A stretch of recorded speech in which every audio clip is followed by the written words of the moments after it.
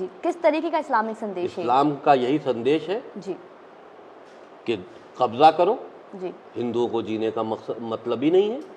کشمیر میں گھاٹی میں مسلمان زیادہ ہیں تو اس کا مطلب وہاں ہندوؤں کو رہنے کا کوئی استھان نہیں ہے، آپ ہندوؤں کو وہاں سے بھگا دو گے؟ جی اگر یہی پورے ملک میں شروع ہو گیا تو کیا کرو گے؟ اتنا پڑھنے کے بعد یہ سمجھ میں آیا کہ جو محمد نام کے ویکتی تھے وہ بچپنے سے لے کر دماغی بیمار تھے۔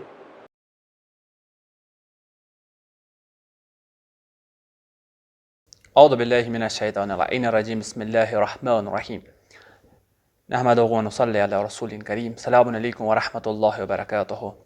ایک بار پھر آپ سب کو خوش آمدید کہتے ہوئے ایک اور ویڈیو میں، جیسا کہ آپ سب کو پتہ ہی ہوگا کہ ایک اور بار وسیم رضوی نے ایک اور ویڈیو وائرل کی ہوئی ہے جس میں ایک اور چیز کے بارے میں انہوں نے انکار کیا ہوا ہے، طنز کیا ہوا ہے۔ پہلے قرآن کے بارے میں کہا تھا، اس کے بعد رسول اکرم صلی اللہ علیہ وآلہ وسلم کی جسارت کی، اب ایک اور بار رسول اکرم صلی اللہ علیہ وآلہ وسلم کی بھی، قرآن کی بھی اور پروردگار عالم کی بھی جسارت کی، یعنی پروردگار عالم کا انکار ہی کر دیتا ہے۔ یہ ملعون اگر ہم دیکھیں، ہم نے پہلے ہی کہا تھا کہ یہ مرتد ہو چکا ہے، کافر ہو چکا ہے، لیکن پھر بھی یہ اپنے کاموں سے باز نہیں آ رہا ہے۔ پہلے آپ دیکھیں کہ اس نے کیا کیا۔ ایک غول تیار ہوا، تھوڑا سا چھوٹا سا، تو جب لوگ جڑ نہیں رہے تھے تو رسول نے ایک پالیسی یہ اختیار کی کہ لوٹو اور لوٹ کا مال تمہارے اوپر جائز ہے۔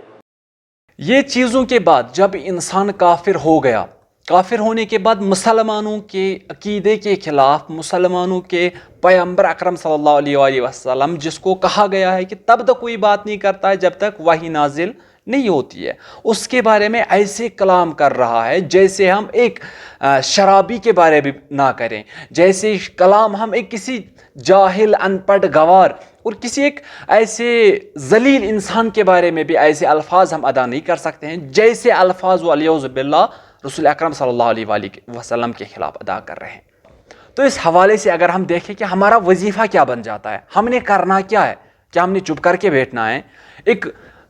کچھ سالوں پہلے ایک بندے نے پیغمبر اکرم صلی اللہ علیہ وآلہ وسلم کی وہ شبیہ بنائی تھی، کارٹون بنایا تھا، تو معاشرہ کھڑا ہو گیا تھا۔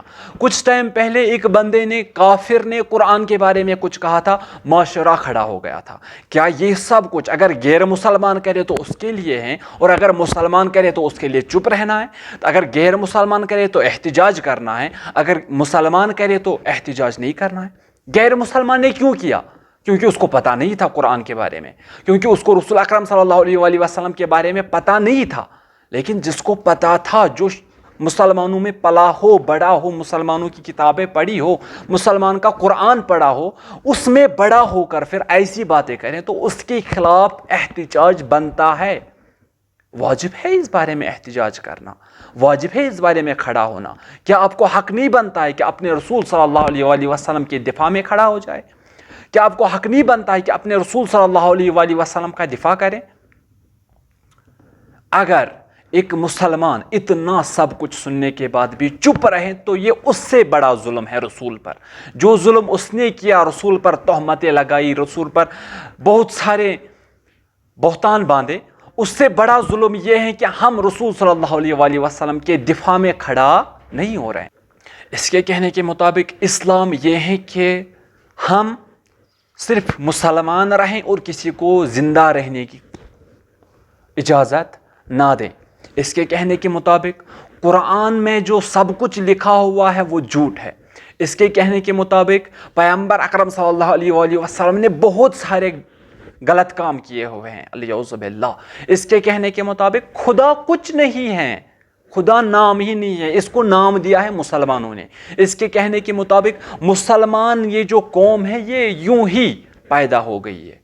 ارے بابا، ہم سو کہاں رہے ہیں کہ ہمارے مسلمانوں کو، ہمارے اسلام کو، ہمارے پیغمبر کو، ہمارے خدا، ہمارے قرآن کو اتنا سب کچھ کہا جا رہا ہے، پھر بھی ہم سو رہے ہیں، چپ کر کے بیٹھے ہوئے ہیں، کوئی کہیں سے آواز نہیں اٹھا رہا ہے۔ کیوں؟ ایسا کیوں ہے؟ خوف، ڈر، یہی ہے نا وجہ۔ یا تو یہی وجہ ہوگا، یا تو انسان ڈر رہا ہے کہ میں کہیں مر نہ جاؤں۔ مولا امام حسین علیہ السلام اٹھے تھے کربلا میں، کیوں؟ کیونکہ حرام کو حلال اور حرام کو حرام کہا جا رہا تھا. آج بھی وہی ہو رہا ہے. پیغمبر اکرم صلی اللہ علیہ وآلہ وسلم نے جتنے بھی جنگ کیے کیوں کیے؟ اسی لیے کہ خدا کا نام، قرآن کا نام، قرآن کا پیغام، خدا کا پیغام زندہ رہیں. آج بھی وہی ہو رہا ہے. مولا علی علیہ السلام نے اتنے سارے جنگ کیے، اصحابہ کرام نے اتنے سارے جنگ کیے. کس لیے؟ اس لیے کہ پیغمبر اکرم صلی اللہ علیہ وآلہ وسلم کا نام، قرآن کا پیغام اور خدا کا نام زندہ رہیں. اور آج کیا ہو رہا ہے؟ اگر وہ جہاد تھا تو یہ بھی جہاد ہے. چاہے ہم خالی اٹھ کر ایک آواز ہی بلند کیوں نہ کرے، ایک آواز ہی کیوں نہ کہے، وہ بھی جہاد میں شمار ہوتا ہے. لیکن ہم کہاں؟ پیغمبر پر گستاخی ہو رہی ہے، ہم چپ کر کے سن رہے ہیں. پیغمبر پر تہمت لگائے جا رہے ہیں، ہم چپ کر سن رہے ہیں. قرآن کا انکار کیا جا رہا ہے، ہم چپ کر سن رہے ہیں. خدا پر الزام لگائے جا رہے ہیں، ہم چپ کر کے سن رہے ہیں. ایک اپنا مسلمان دے رہا ہے.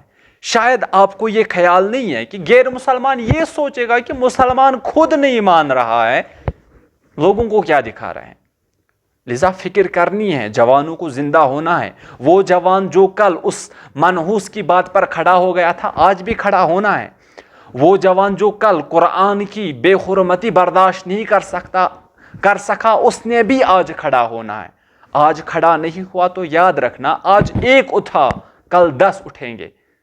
آج ایک کافر کے سامنے کافر نے بات کی، کل 10 کافروں کے سامنے 10 کافر بات کریں گے. اگر ہم آج اٹھ نہ سکیں تو کبھی نہیں اٹھ سکیں گے.